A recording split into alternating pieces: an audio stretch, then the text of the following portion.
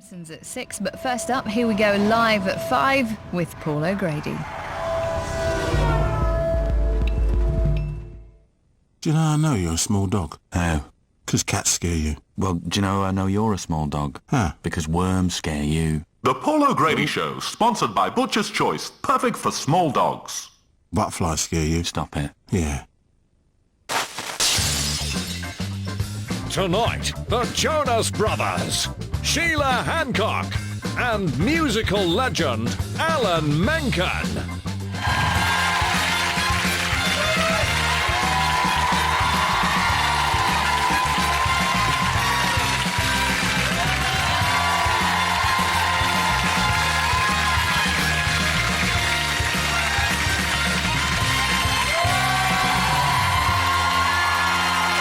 Live from London, it's Paul O'Grady.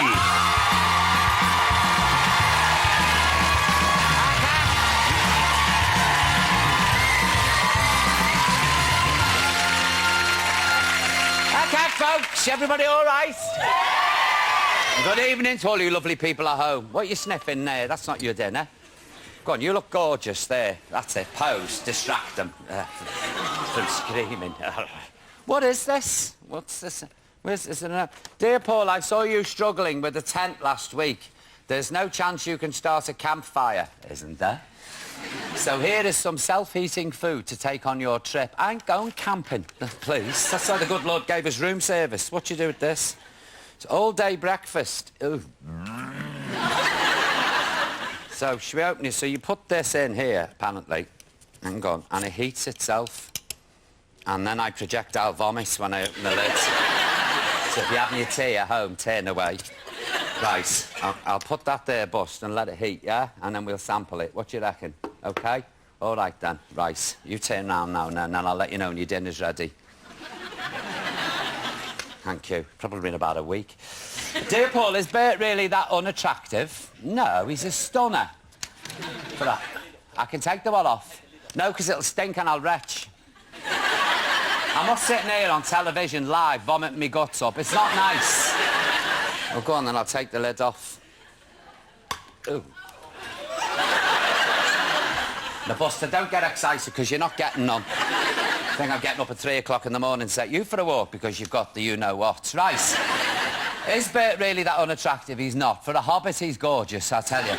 You talk about him like he couldn't even pull a door. Well, can you pass this on to him because it will make him go dud to stud in no time? What's Sex Panther? What? Smells like a ropey old moggy and all. Alan, give that to Bert and squares it all over him and see by the end of the show if he's been swamped by admirers.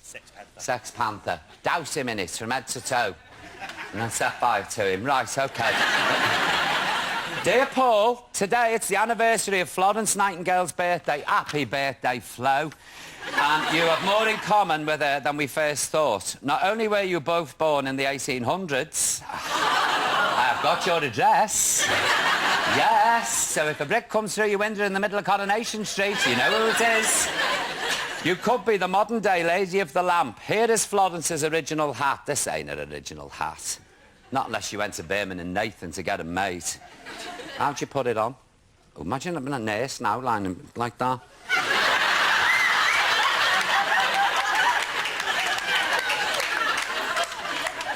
Nurse Savage. You had your bed bath. Is that on the right way, Bess? Isn't it? Oh, OK. Oh, I see. You put it on that way. This thing's fizzing and hissing here. Let's have a look. Oh, I see. Like that.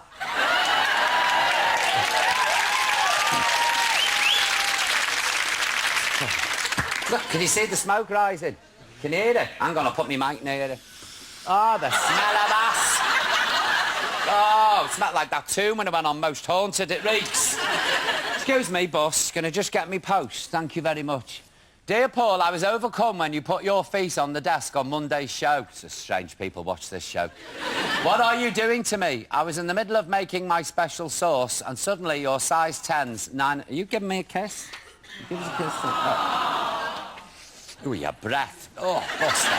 You got to give up the Guinness, I tell you.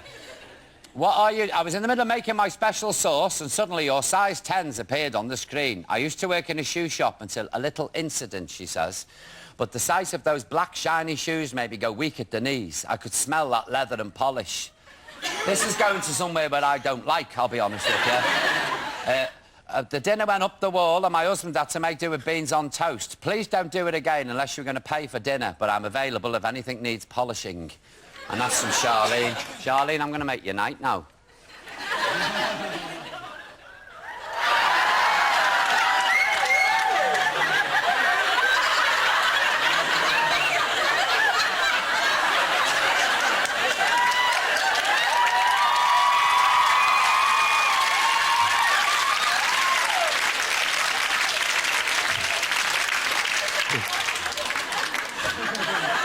You're ruining me moment, Buster. I'm trying to arouse Charlene here, who's doing her old man's tea. Fancy that, having a shoe fetish. Ooh, no, can't. Right, what else have we got here?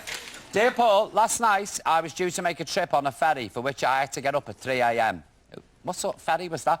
The hours before my trip were quite disturbing. What seemed like every half hour I awoke to the sound of your voice saying, and this is how it's spelt, "We'll get yeah, Y-E-R, a nodding Buster. I must request that you no longer try to communicate me whilst I'm sleeping. Sincerely, Colin." Colin, I wasn't shouting. "We'll get yeah, a nodding Buster." I'd go and see the doctor if I was you. If by chance my slightly odd but factually correct story wins a nodding Buster, my postal address is below. Should we send him one, Bess? Yes. Yeah?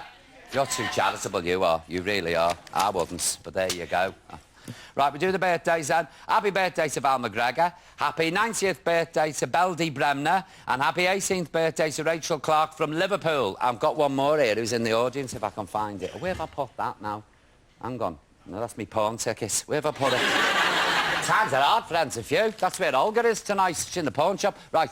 Happy birthday. Could I wish my special mum a happy 70th birthday? We are in the 3rd row back on the left. Thank you very much. Fiona McFarlane. Is that right?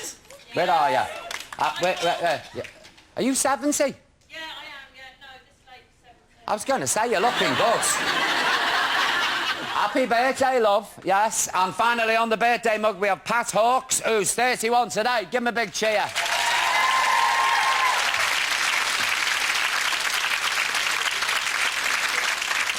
This is... I ain't eating this, but somebody out there will. James, are you about? What, the smell of that. Yeah. Oh, take it right, James. We're going to heave. Great, man.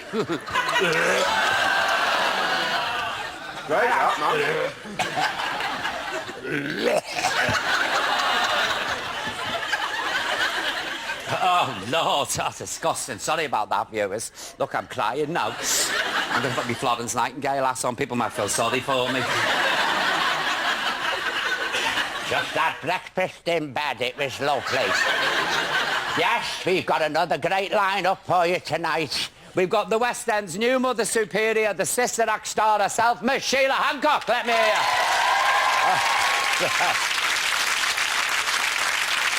Plus, oh, the smell of that stuff, you've no idea. It's like sitting in an open sewer. Oh, please. We have the world's biggest boy band whose new film is in 3D. It's the Jonas Brothers.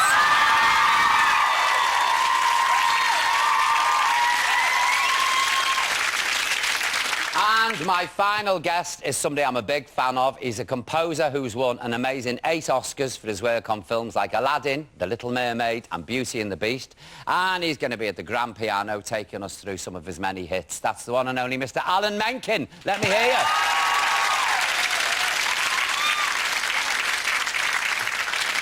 What do you reckon, Bust? I might give a little blast of Under the Sea. Yes. Or Poor Unfortunate Souls. I'll have to have a little run through. Don't go anywhere. See you after the break, OK? Still to come, Jonas Brothers, Sheila Hancock and Alan Menken.